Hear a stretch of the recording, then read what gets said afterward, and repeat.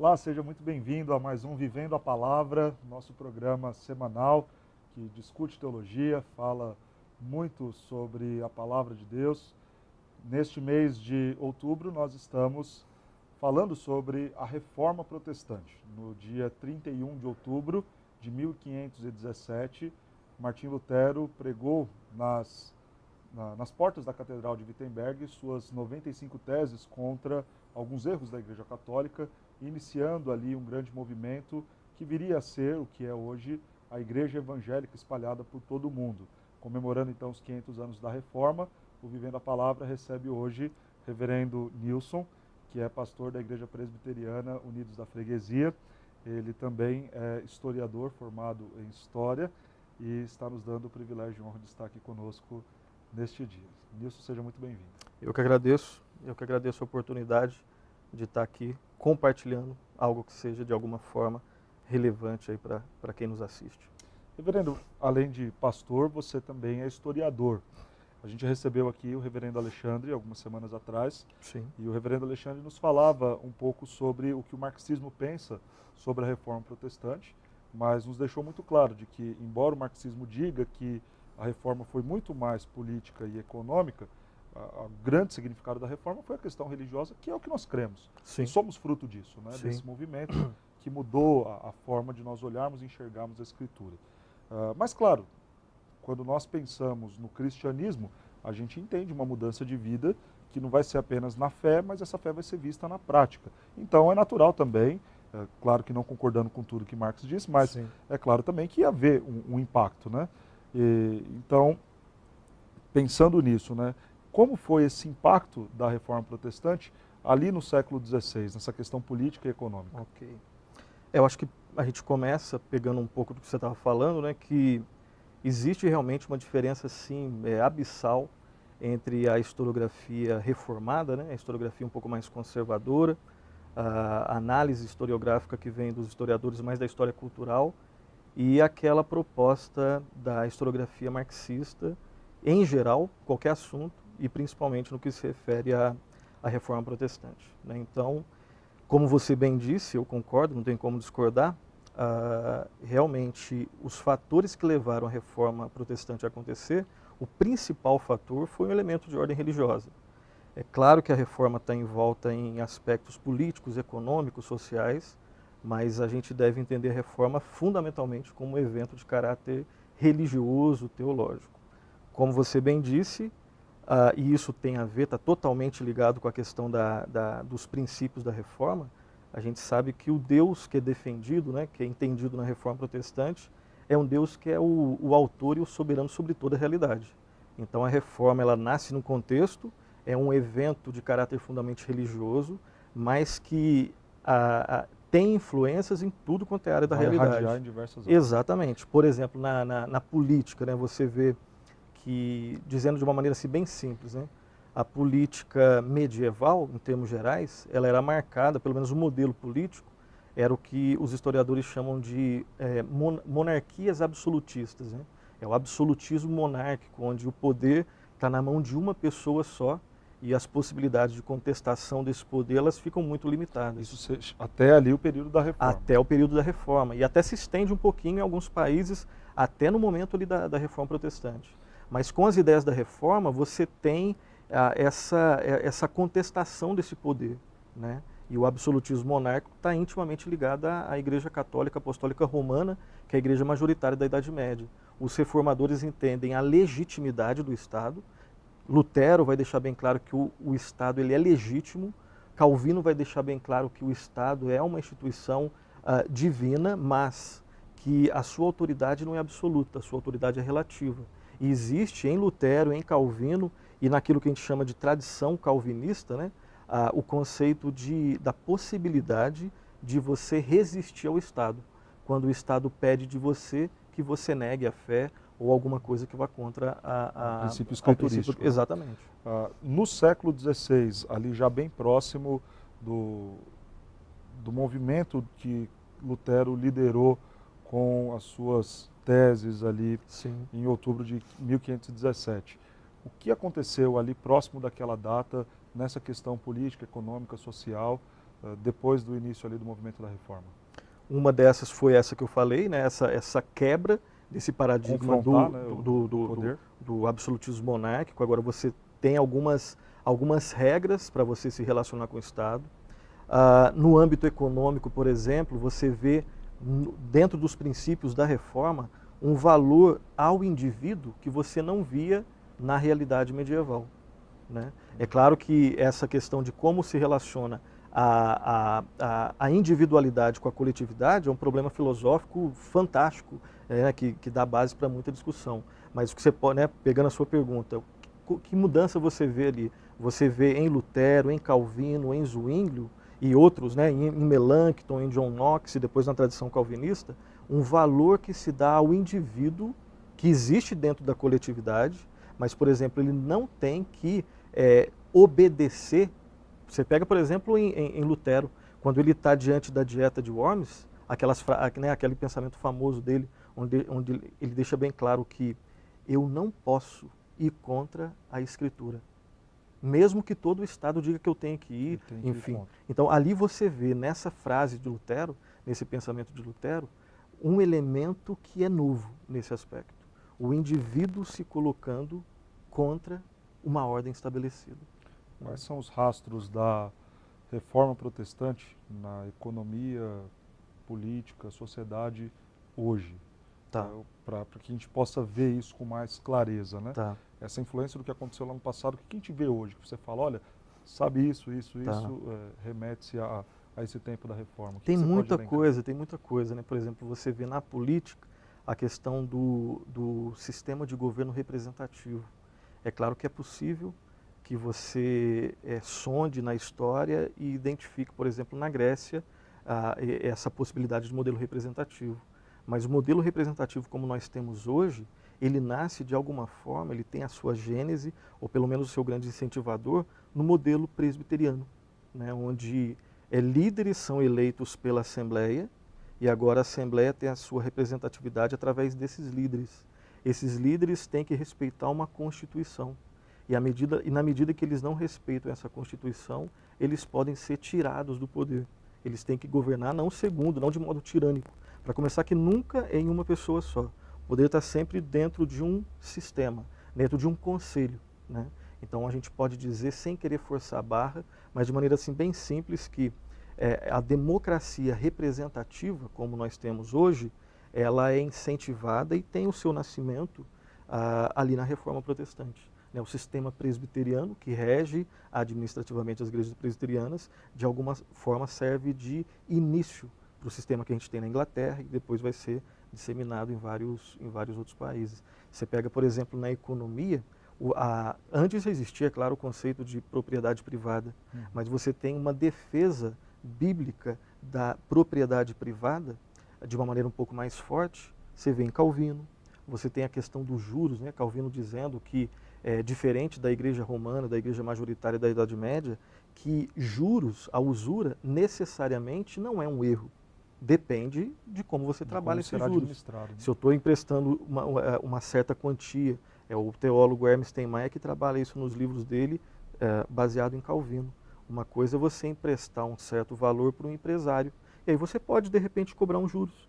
Agora, outra coisa é você emprestar dinheiro para quem está passando necessidade. Nesse caso, juros, do ponto de vista do cristão, não deve ser cobrado. Então, os juros, a teoria dos juros, que depois o teólogo André Biellet, que é um estudioso, né, de Calvino, ele vai deixar bem claro, de maneira detalhada, como o entendimento dos juros, e que vai influenciar muito a economia, principalmente o sistema capitalista, ele é entendido de uma maneira diferente em Calvino e nos reformadores, muito diferente do entendimento católico. E a própria aplicação do fim desse recurso para os meios sociais, né? Sim, exatamente. Para o fim social de tudo isso. Essa talvez seja mais importante. Para o especulativo, para o Calvino combateu a especulação, isso deve ficar bem claro. Para aqueles que acham que Calvino é o pai do capitalismo, e aí toma-se capitalismo no sentido, primeiro, negativo, que necessariamente não precisa ser, e alguns querem deixar bem claro que Calvino é o pai do capitalismo selvagem. Não. Calvino combateu os juros abusivos, Calvino combateu a especulação e Calvino combateu qualquer tipo de sistema que busca de alguma forma alterar os preços e que vai trazer algum tipo de dificuldade para os pobres. Ele sempre deixou bem claro que é no meio comercial, que é guiado por uma ética cristã, que a situação pode ficar não igual. Ele nunca trabalhou com a ideia de igualdade, mas de equidade e justiça.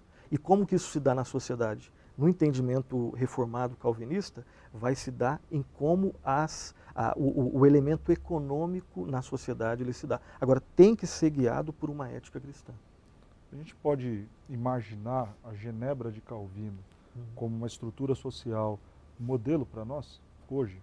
Essa é uma pergunta interessante, não é tão simples de responder. Se você... Como que era essa Genebra, né? Porque, claro que eu estou falando aqui de um suposto modelo, mas que às vezes não é conhecido por muitos, na verdade. Né?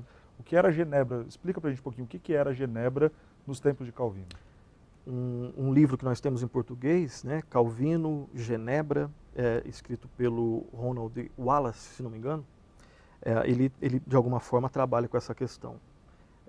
E de maneira assim muito resumida, existia uma Genebra antes da chegada da Reforma e uma Genebra depois da chegada da Reforma. Claro que Genebra continua com suas dificuldades mesmo depois da Reforma.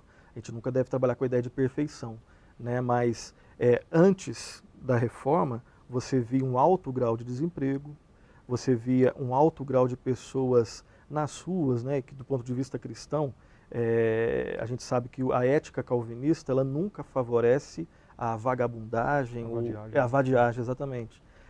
Você vê também na questão moral, né, uma degradação, uma decadência. E quando Calvino é chamado pela primeira vez a estar ali à frente de Genebra, depois ele é expulso, depois ele volta, né, com medo de que de repente os romanos pudessem voltar à administração de Genebra.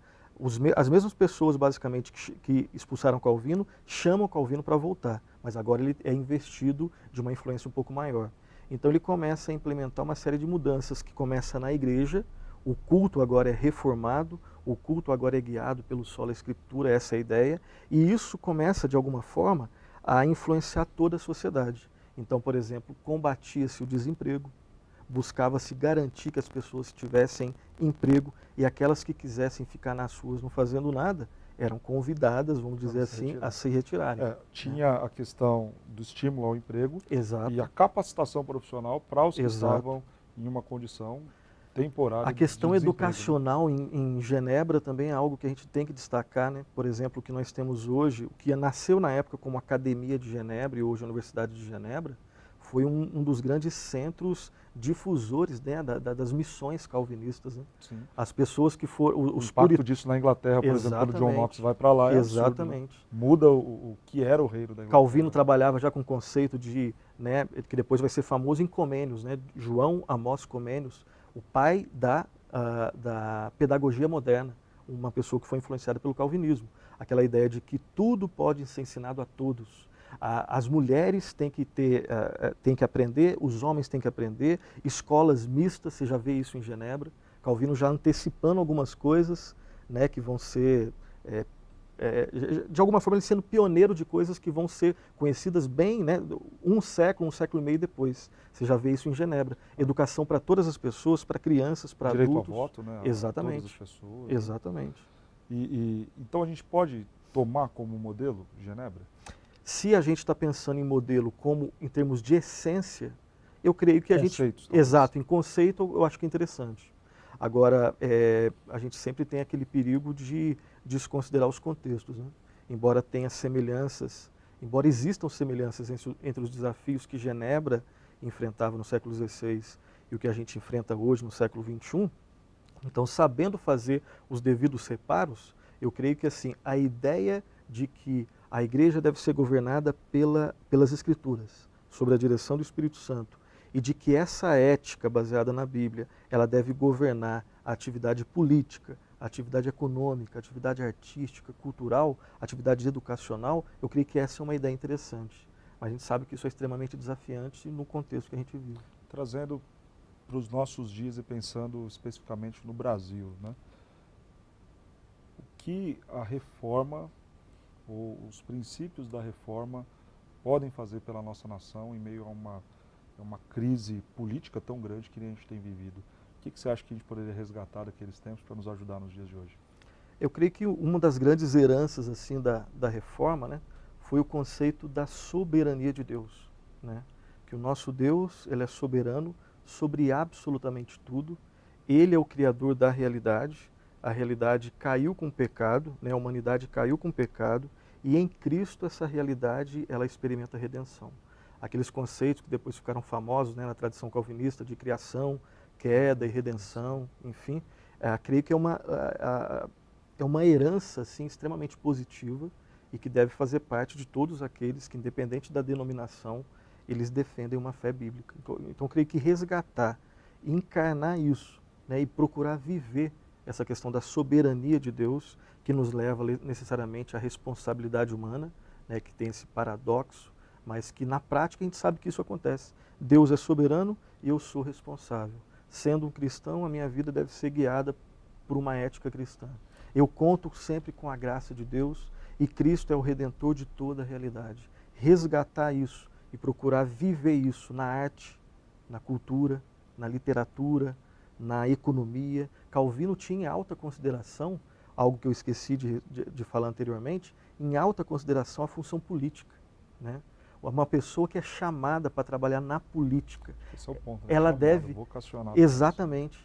E isso começa com Lutero, né? Quando ele vai fazer a tradução do termo, quando ele trabalha com a ideia de chamado, de vocação, algo que vem de Deus e que dá sentido à sua vida aqui. O político é alguém que foi chamado para desenvolver política para a glória de Deus, e desenvolver política para a glória de Deus necessariamente incide em servir ao próximo. Então resgatar isso, entre outras coisas, né, talvez traga mudanças boas na nossa vida. Os reformadores, penso eu, que não podem ser acusados de jeito nenhum do pecado da omissão em relação à vida social, né? Definitivamente Porque não. todos eles tiveram grande preocupação com o fora da igreja, né? Sim. Falta um pouco disso hoje no povo evangélico. Às vezes, talvez essa dicotomia como se a cultura, a política, a economia não fosse o lugar do crente.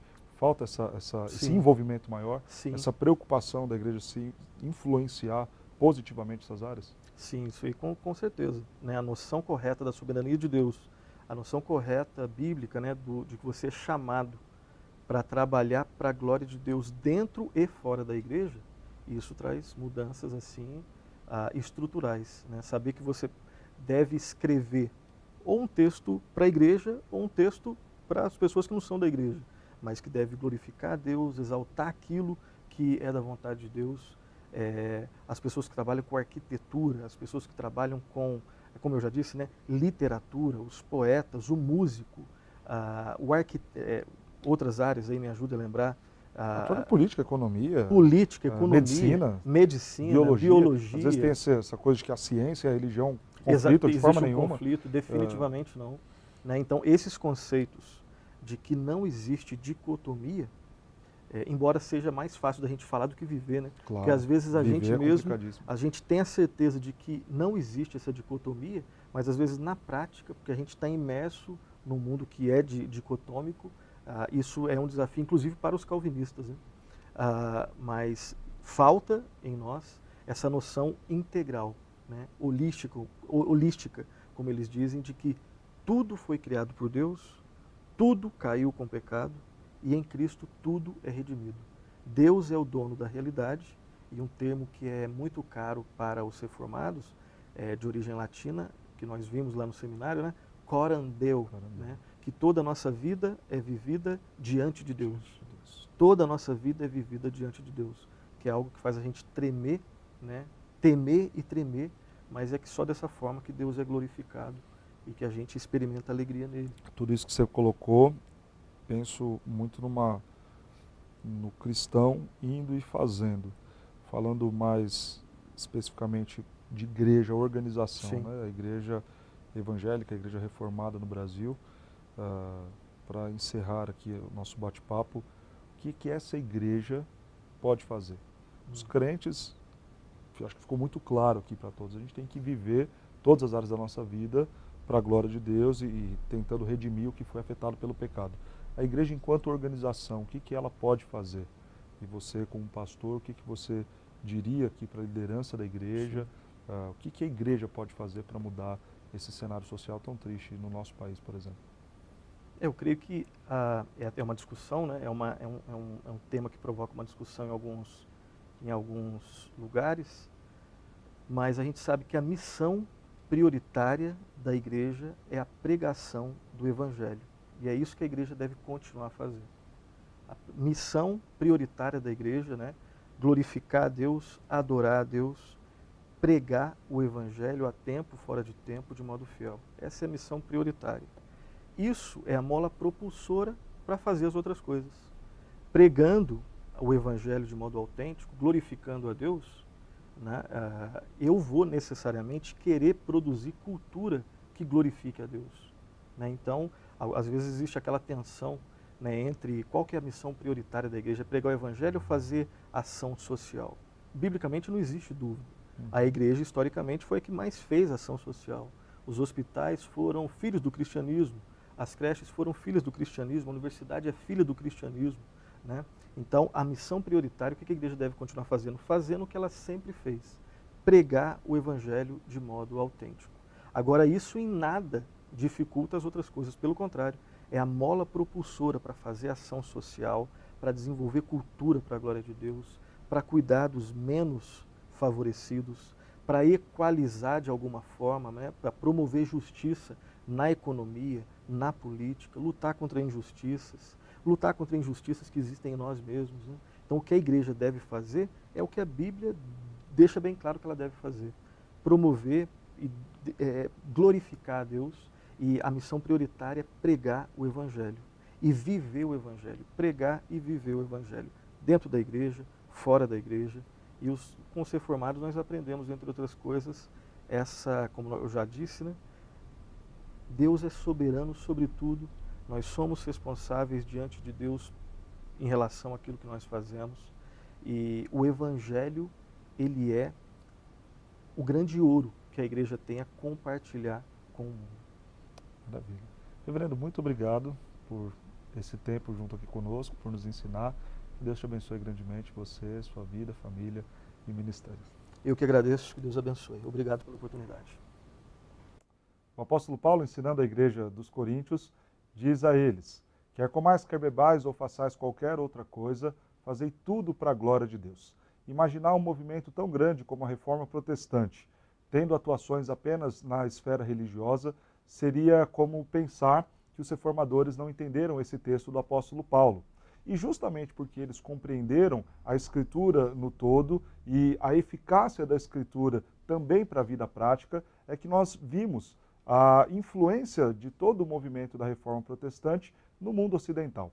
O que nós aprendemos com o reverendo Nilson no dia de hoje é o quanto que a Reforma foi importante, não apenas no aspecto religioso, mas também na política, na economia, na sociedade. A Reforma resgatou a importância do ser humano, não apenas no que diz respeito em Deus desejando salvar a sua alma, mas Deus também desejando tratar a vida do ser humano na sua integridade. Então, a Reforma trouxe um grande benefício para as questões políticas, quando pensa um governo mais justo, no modo representativo, onde o povo tem a condição de falar e também cobrar dos seus líderes.